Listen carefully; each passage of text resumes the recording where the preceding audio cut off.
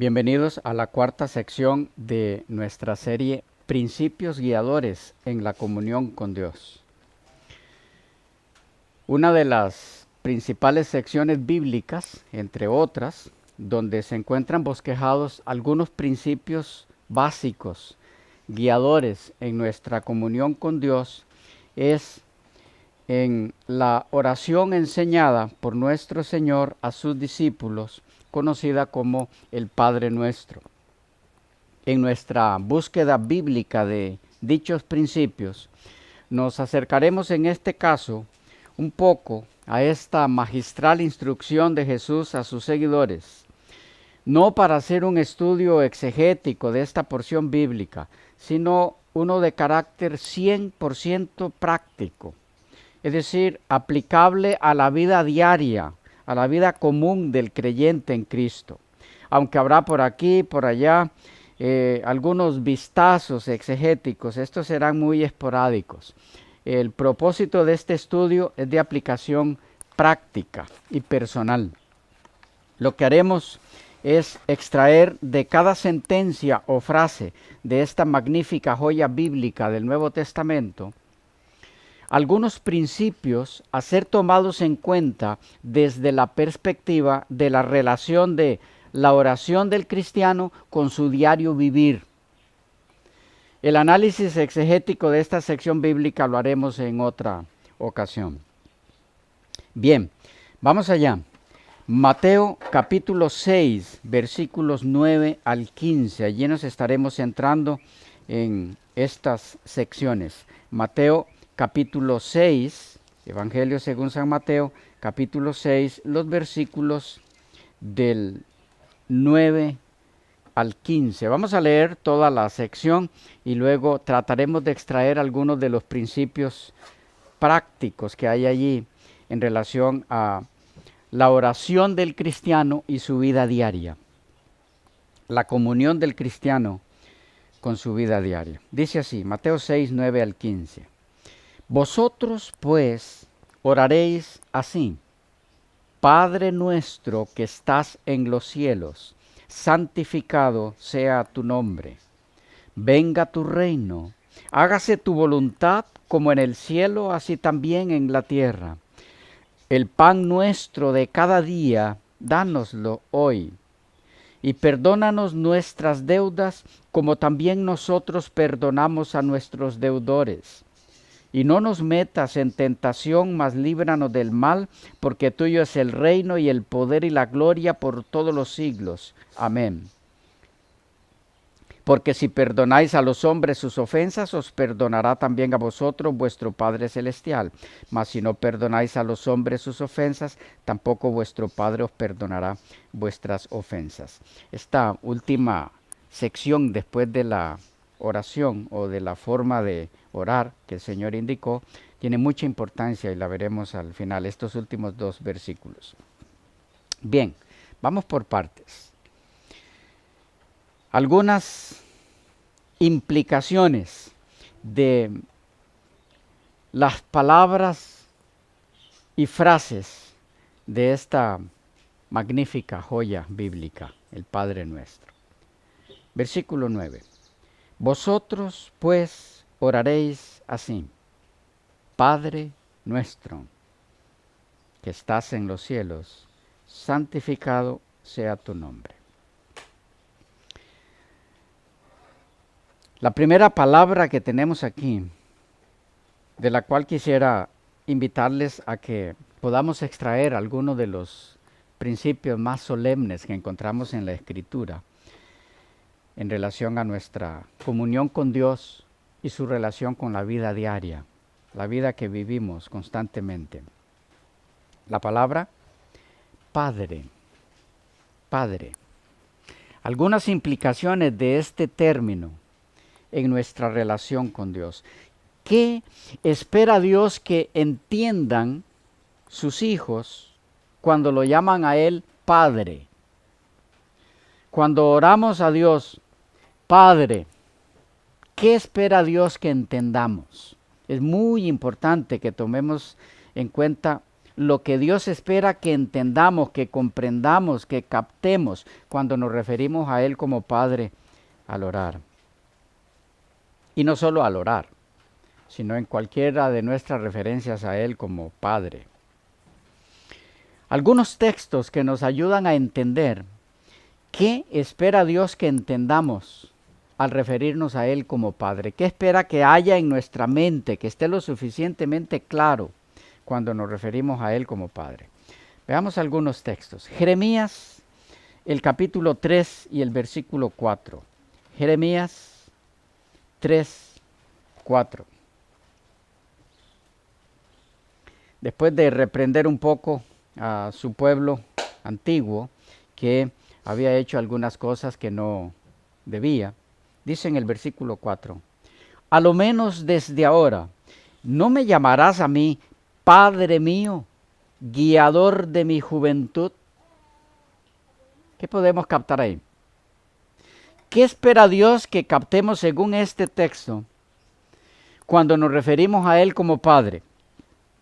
Que Él es nuestro guiador, que Él guía nuestras vidas. En otras palabras, está en su derecho de decir Padre al orar a aquellas personas cuyas vidas las guía Dios. ¿Ok? Otro texto, veremos varios. Mateo 6, allí mismo en el capítulo del Padre Nuestro. Mateo, el capítulo 6, versículo 8. No os hagáis pues semejantes a ellos. Está hablando de los que repiten constantemente lo que aprenden para asegurarse de que Dios entonces les escucha. Los que dicen oraciones aprendidas de memoria. Dice, no os hagáis pues semejantes a ellos, porque vuestro, ¿qué? Padre sabe de qué cosas tenéis necesidad antes que vosotros le pidáis. Ok, ¿qué tenemos aquí? Lo mismo en el versículo 32. Porque los gentiles buscan todas estas cosas, hablando de lo material. Pero vuestro Padre Celestial sabe que tenéis necesidad de todas estas cosas. ¿Qué hay ahí?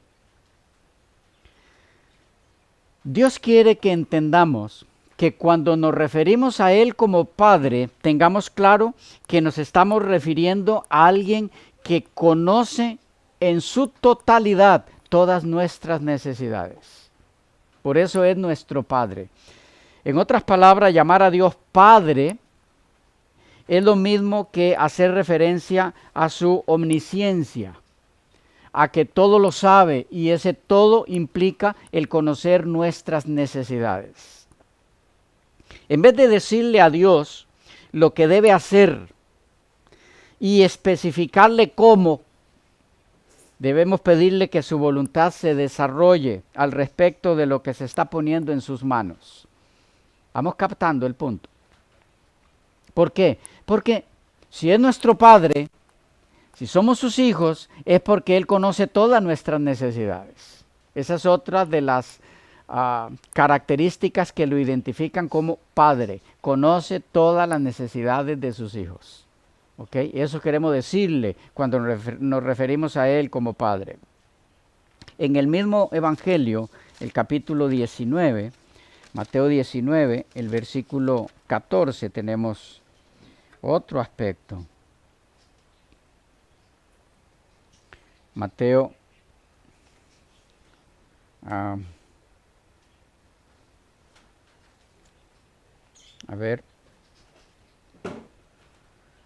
Marcos, estamos en Marcos más bien, Marcos 14. Marcos 14.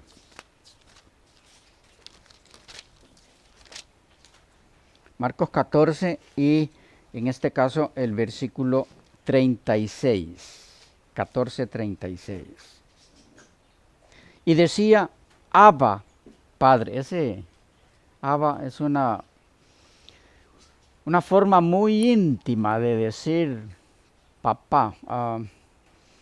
Es como Lo que queremos decir hoy cuando decimos papi, ¿ok?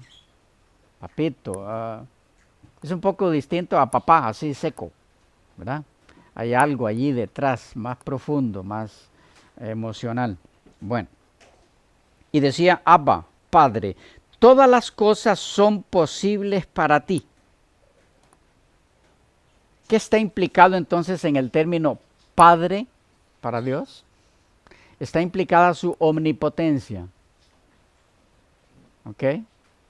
Debemos entonces captar que cuando nos referimos en la oración a Dios como Padre, estamos refiriéndonos a un ser omnipotente. Como Padre, todo lo puede. Como Padre Supremo, por supuesto, como Dios. Es un Dios todopoderoso. Y cada vez que usamos ese término debemos tomarlo en cuenta, este aspecto. Otro, Lucas 10:21. Lucas capítulo 10, versículo 21.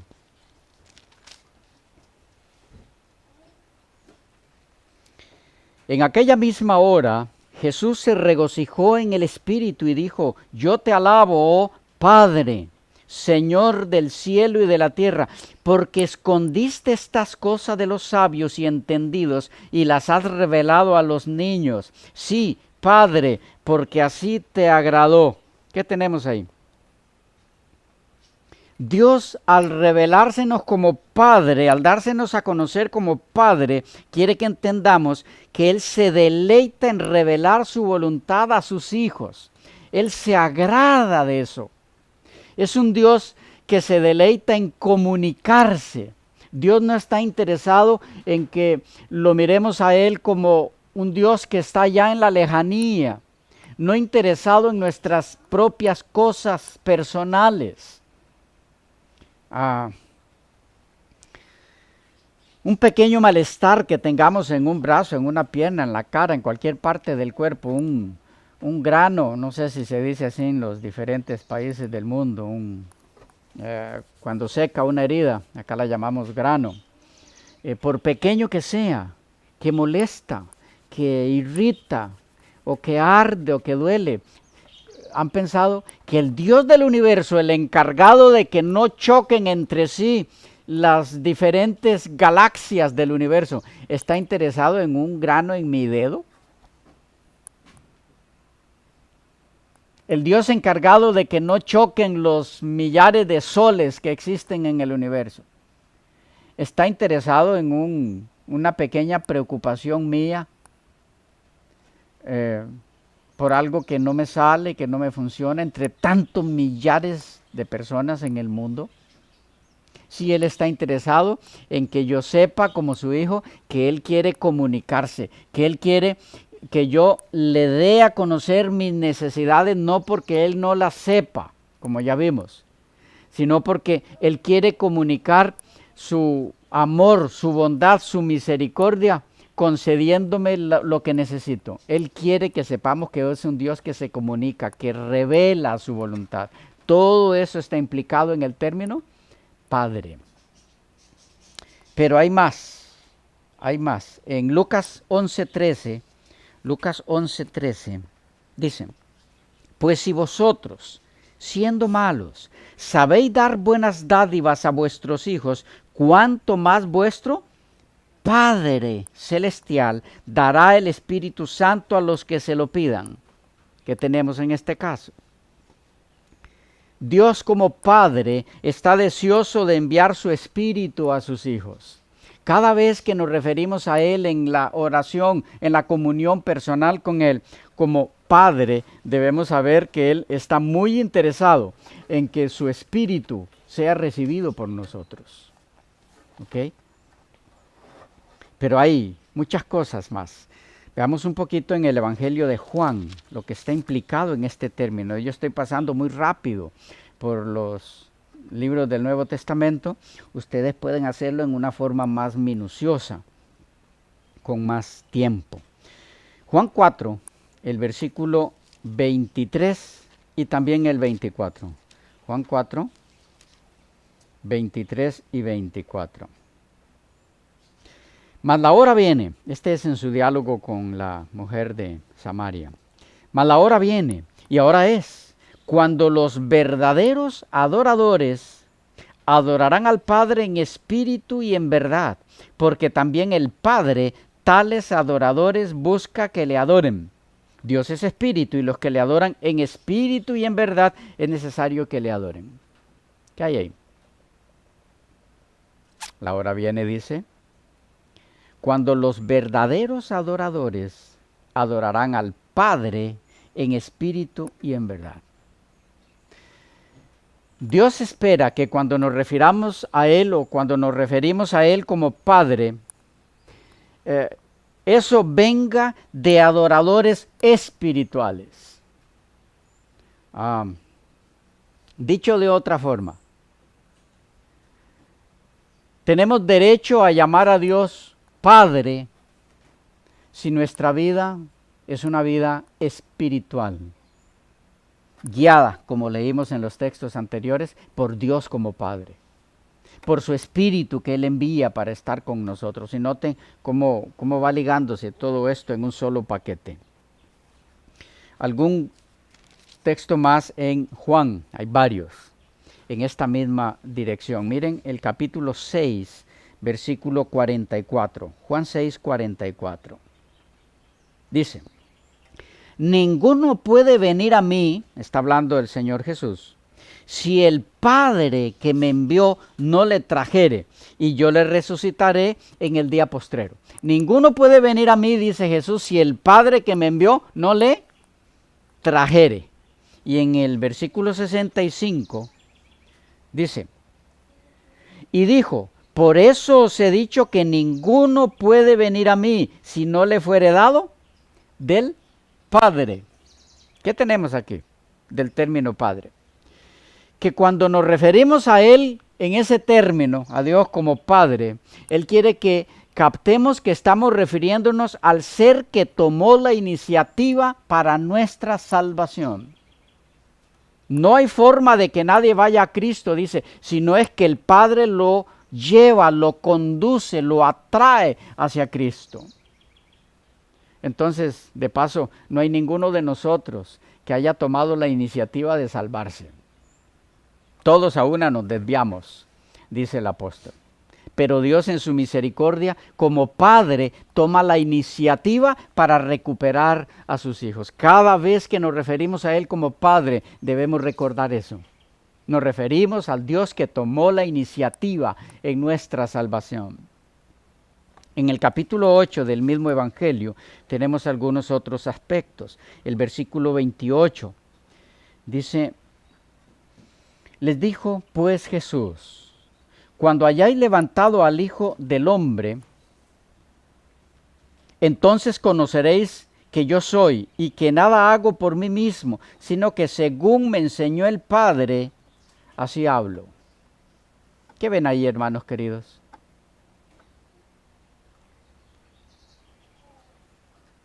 Nada hago por mí mismo, dice Jesús, sino que según me enseñó el Padre, así hago. Cuando hacemos referencia a Dios como nuestro Padre, ¿qué implica? Que esas personas reflejan a Dios en su forma de hablar, en su forma de expresarse, en su forma de ser. Esos son los que pueden llamar a Dios Padre. ¿Okay? Son enseñados por Él, por tanto, lo que hablan, lo que expresan y lo que hacen viene del Padre. No hablan por su propia cuenta. No defienden sus propios conceptos, sino lo que el Padre ha dicho. Es lo mismo que tenemos en Santiago. Miren la carta a Santiago. La carta de Santiago, el capítulo 3, versículos 8 al 10. Dice: pero ningún hombre puede domar la lengua, que es un mal que no puede ser refrenado, llena de veneno mortal. Con ella bendecimos al Dios Padre y con ella maldecimos a los hombres que están hechos a la semejanza de Dios. Él está reprendiendo al que hace esto. De una misma boca proceden bendición y maldición. Hermanos míos, esto no debe ser así. ¿Qué hay ahí? ¿Qué relación tiene esto con el texto anterior? Bueno, Jesús llamaba a Dios Padre como humano, ¿verdad? Eso quede claro. Como humano, como cualquiera de nosotros, porque lo que él hablaba provenía de su Padre. El apóstol Santiago, escribiendo esta epístola, nos dice que había algunas personas en su época que hacían distinto a como hacía Jesús. Y no está hablando de la gente de fuera de la iglesia. Está hablando de hermanos.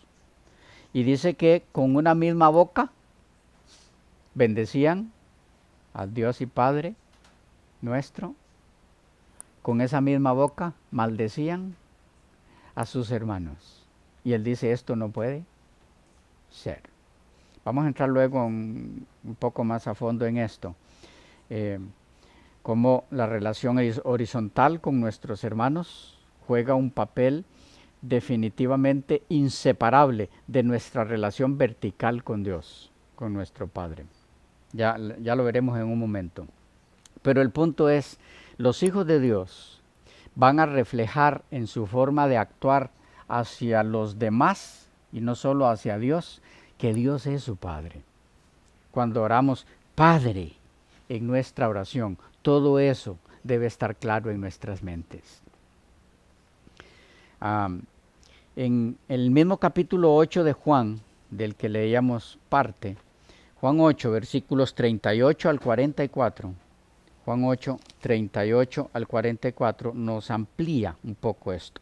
Dice, yo hablo lo que he visto acerca del Padre, y vosotros hacéis lo que habéis oído acerca de vuestro Padre.